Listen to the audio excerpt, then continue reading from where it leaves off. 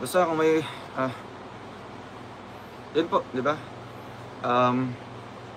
I hope na maintindihan niyo po mga kalingap at sa decision ko po na ito, na ipagpatuloy ko pa rin yung nasimulan namin nilangga dito. Kasi sa mga nagsasabi din po na walang utang na loob si Langga, saksi po ako po mismo, hindi lang sa pagbubuhat sa sariling upuan or pagpapalakas kay Langga, kundi saksi po ako kung ano yung pagpapasalamat, no?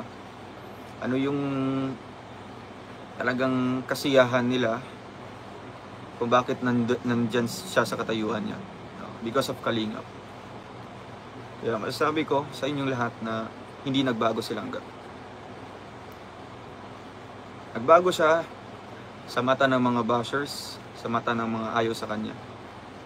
Pero yung pasasalamat sa Kalingap, andyan pa rin po.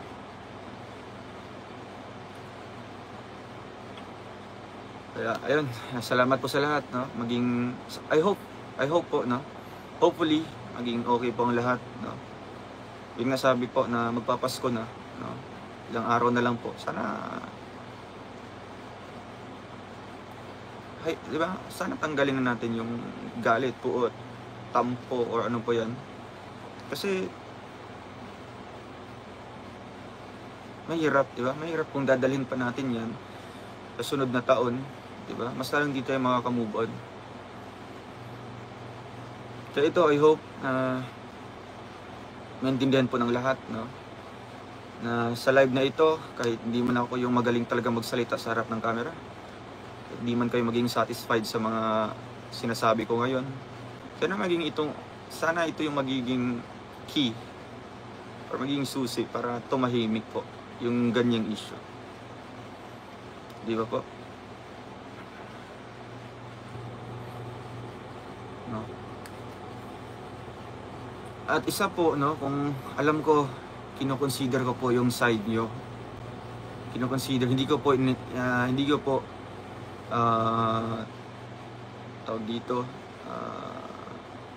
ini-invalidate yung feelings nyo po, no? Syempre normal yan, makafeel tayo ng pagkainis, diba? Galit, syempre sa mga narinig natin. Tayo na lang po ang umunawa, diba po? Kasi tayo mas nakakaalam kung tama ba yung sinasabi o hindi, diba po? Kung hindi, huwag tayong magpapapekto, diba?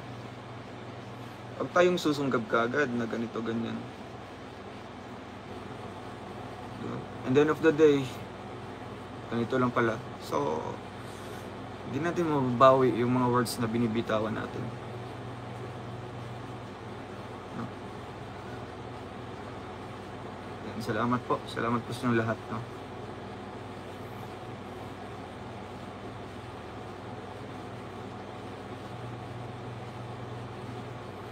At isa po, no,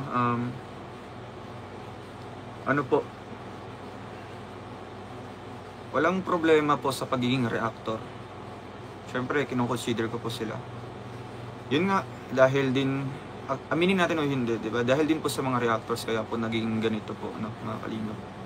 Diba? Dahil sa kanya-kanyang opinion, kanya-kanyang batuhan ng mga, yung mga perceptions natin, mga kalingap. Kasi, iba kasi pag meron tayong kanya-kanyang pag-iisip, kanya-kanyang pinaglalaban, kanya-kanyang opinion. So, pagdating sa gitna, hindi tayo magkasundo, hindi magkasalungat yung side natin or opinion natin. So, magko-cause siya ng kaguluhan. Yun lang ang ano ko po, no, doon sa live ni Kuya Bal kanina, na open po para tanggapin po ang mga reactors namin, kasi may mga pinagsamahan din po kami. Open po, no, kung ang purpose talaga na makasupport sa amin at sa Kalingap, no. Yun po, open po si Kuya Bal na tanggapin sila kung gusto man po nila, no. Kung ayaw, it's up to them, diba? Sa kanila din po yung decision. Pero yun nga, kino-consider ko din po yung side nila. Pero ito po, nilalakasan ko na lang po yung loob ko na magsalita po sa inyo. para din po sa ikakabuti po ng lahat, no?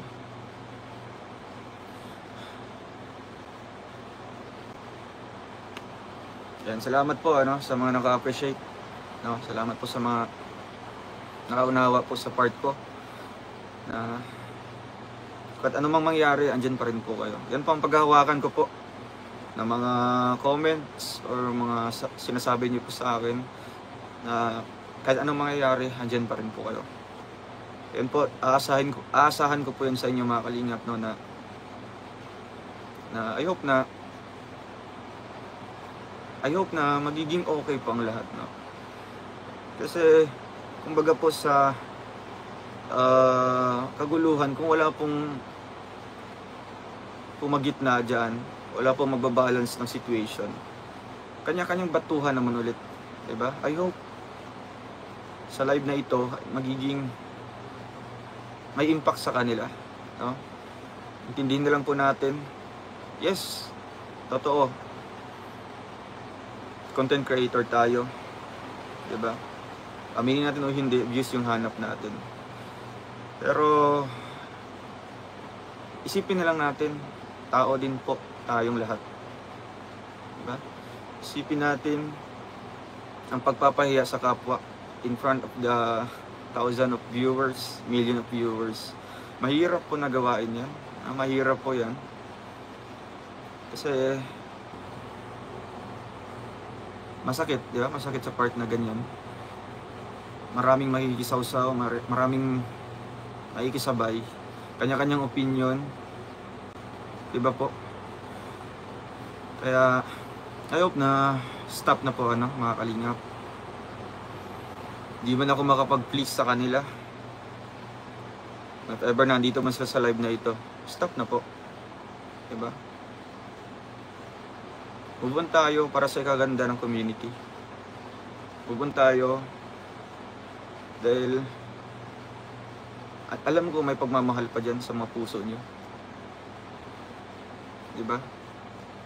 Hayaan nyo po yung views makikita lang yun kahit saan, diba? Pero yung damdamin ng isang tao, mahirap na po i-build up ulit, diba po?